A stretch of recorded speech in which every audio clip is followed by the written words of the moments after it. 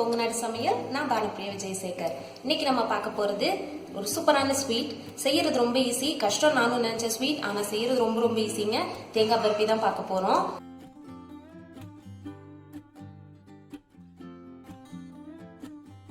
வாங்க எப்படி செய்யறதுன்னு பார்க்கலாம். அதுக்கு முன்னாடி அதை பத்தி சொல்லிடுறேன். நான் தேங்காய் பர்பி ரெண்டு டைப்ல இருக்குங்க. ஒன்னு ஜூஸியா இருக்கும், இன்னொன்னு ட்ரையா இருக்கும். ட்ரை தேங்காய் பர்பி ஒயிட்டா இருக்கும். அது எப்படி செய்யறதுன்னு வேணும்னா நான் வீடியோ செய்யும்போது உங்களுக்கு சொல்றேன். இன்னைக்கு நம்ம செய்ய போறது ஜூஸியான தேங்காய் பர்பிங்க, வித்தவுட் எனி கண்டென்ஸ்ட் மில்க். நம்ம யூஸ் பண்ண போறது தேங்காய் சக்கரை மட்டும்தான். இது வரைக்கும் நீங்க எங்க சேனலுக்கு சப்ஸ்கிரைப் பண்ணாம இருந்தீங்கன்னா கண்டிப்பா சப்ஸ்கிரைப் பட்டன் பிரஸ் பண்ணிக்கோங்க. பக்கத்துலயே இருக்கிற பெல் பட்டன் பிரஸ் பண்ணிக்கோங்க. நாங்க போடுற வீடியோட நோட்டிபிகேஷன் உங்களுக்கு உடனே வந்துடும். இந்த வீடியோ உங்களுக்கு பிடிச்சிருந்தது லைக் பண்ணுங்க, உங்க ஃப்ரெண்ட்ஸ் கூட ஷேர் பண்ணிக்கோங்க. இந்த தேங்காய் பர்பியை கண்டிப்பா வீட்ல செஞ்சு பார்த்துட்டு எப்படி வந்ததுன்னு கமெண்ட்ஸ்ல சொல்லுங்க. இப்போ எப்படி செய்யறதுன்னு பார்க்கலாமா? வாங்க. இப்போ நான் சொல்ல போகிற மாதிரி தேங்காய் பர்பி செஞ்சீங்கன்னா ரொம்ப ஜூஸியாக இருக்குங்க.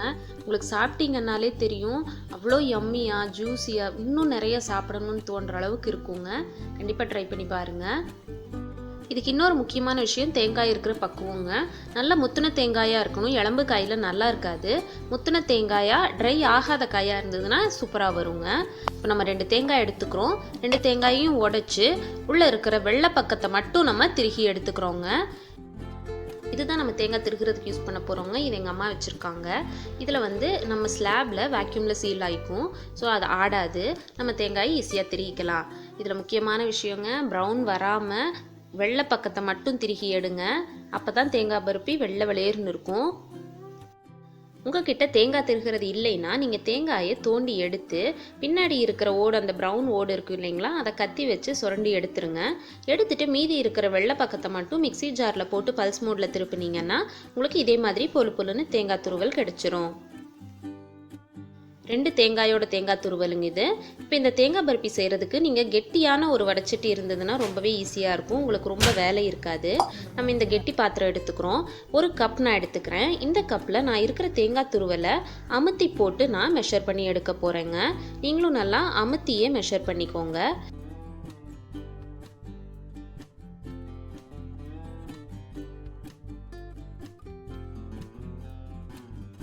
இந்த கப்பில் எனக்கு 2 கப் தேங்காய் துருவல் வந்திருக்குதுங்க. இப்போ நான் அது 2யும் நான் வடைச்சட்டியில் போட்டுட்டேன். அடுத்து இந்த 2 கப் தேங்காய் துருவலுக்கு 1.5 கப் சர்க்கரை சேர்த்திக்க போகிறோம். நம்ம இது 2யும் கலந்து நம்ம அடுப்பில் வச்சு கிளற போகிறோங்க. நான் உங்களுக்கு வெள்ளை வெள்ளையர்னு ட்ரை ஆனது வேணும்னு என்ன பண்ணுறதுன்னு சொல்லியிருந்தேன் இல்லைங்களா. இந்த ஸ்டேஜில் நம்ம இது 2யும் ஒன்றா போடாமல் அடுப்பில் வடைச்சட்டியை வச்சு சர்க்கரையும் தண்ணி மட்டும் ஊற்றி பாகு காய்ச்சிட்டு அதுக்கப்புறம் தேங்காய் உள்ளே போட்டு கிளறினீங்கன்னா உங்களுக்கு ட்ரையான வெள்ளையான தேங்காய் பர்பி கிடைக்குங்க. நம்மளோட ஜூஸியான தேங்காய் பர்பிக்கு 1/2 கப் தண்ணி ஊற்றிக்கிறோங்க. தேங்காயும் சர்க்கரையும் கலந்து அடுப்பில் வச்சுட்டோம். இப்போ தண்ணியும் ஊற்றியாச்சு. இப்போ நீங்கள் அடுப்பை சிம்மில் வச்சுருங்க. வச்சு அப்பப்போ கிளறி விட்டால் போதும்.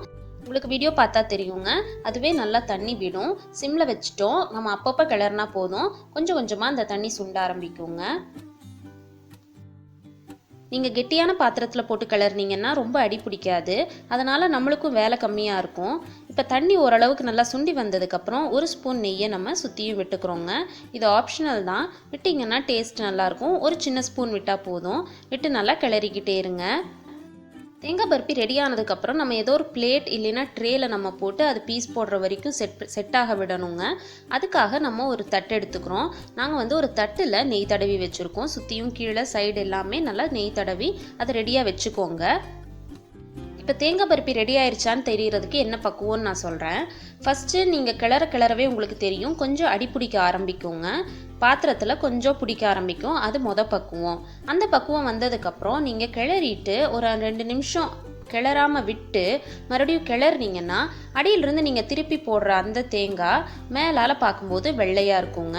இப்போ நான் கரண்டியில் எடுத்து காமிக்கிறது தெரியும் பாருங்கள், கொஞ்சம் வெள்ளையாக இருக்கும். வீடியோவில் நல்லா தெரியலனாலும் நீங்கள் செய்யும்போது கண்டிப்பாக இந்த வித்தியாசம் உங்களுக்கு நல்லா தெரியும். நீங்கள் அடியிலிருந்து கரண்டியை விட்டு திருப்பி போடும்போது கரண்டியில் ஒட்டியிருந்த இடம் வெள்ளையாக இருக்குங்க. அந்த பக்குவம் வந்துருச்சுன்னா நீங்கள் அதுக்கு மேலே கிளற வேண்டியதில்லை. நீங்கள் எடுத்து தட்டில் மாற்றிடலாம். இப்போ நம்மளோட தேங்காய் பர்பி கரெக்டான பக்குவத்தில் இருக்குங்க. நம்ம இந்த தேங்காய் பர்பி எடுத்து தட்டில் கொட்டி நம்ம பரப்பி விட்டுற போகிறோம்.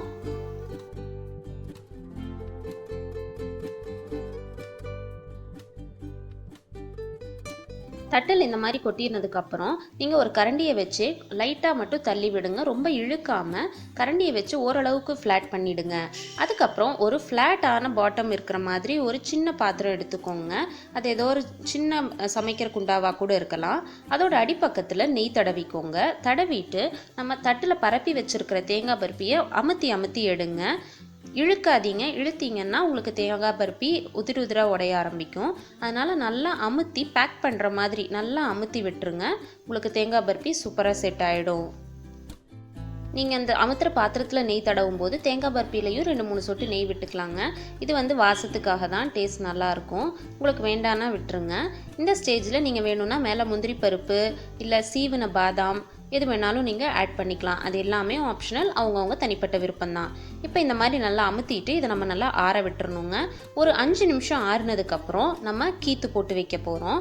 கத்தியில் உங்களுக்கு எந்த ஷேப் வேணுமோ அந்த ஷேப்பில் நீங்கள் கட் பண்ணிவிட்டு மறுபடியும் இன்னும் கொஞ்சம் ஆற விட்டுருங்க. ரொம்ப சூடாக இருக்கும்போது நீங்கள் கட் பண்ணி எடுத்தீங்கன்னா உடையுங்க. நீங்கள் நல்லா ஆறுனதுக்கப்புறம் மறுபடியும் ஒரு தடவை நீங்கள் கீத்து போட்டிருக்கிறது மேலே ஒரு தடவை கட் பண்ணிங்கன்னா பீஸ் அழகாக வெளியில் வந்துடும். இப்போ நம்மளோட பீஸை எடுத்து காமிக்கிறேன் பாருங்கள். அப்படியே பளபளன்னு எப்படி மின்னும் தெரியுங்களா? இந்த அடியில் அந்த மின்ற பக்குவம் இருக்குது பார்த்தீங்களா? இதுதான் அந்த ஜூசினஸ் காமிக்கிறதுங்க. சாப்பிட்டு பாருங்கள், ரொம்ப டேஸ்டியாக இருக்குங்க. நீங்கள் கண்டிப்பாக அடிக்கடி வீட்டில் செய்கிற டிஷ்ஷாக இந்த டிஷ் மாறும். நீங்கள் ஒரு தேங்காய் பர்பி பிரியர்னாவோ இல்லை தேங்காயில் இன்னும் நிறைய ரெசிபீஸ் வேணும்னா கண்டிப்பாக கமெண்ட்ஸில் சொல்லுங்கள். சீக்கிரமாக அப்லோட் பண்ணுறோங்க. நெக்ஸ்ட் வீடியோவில் பார்க்கலாம் ஃப்ரெண்ட்ஸ். Take care. பாய்.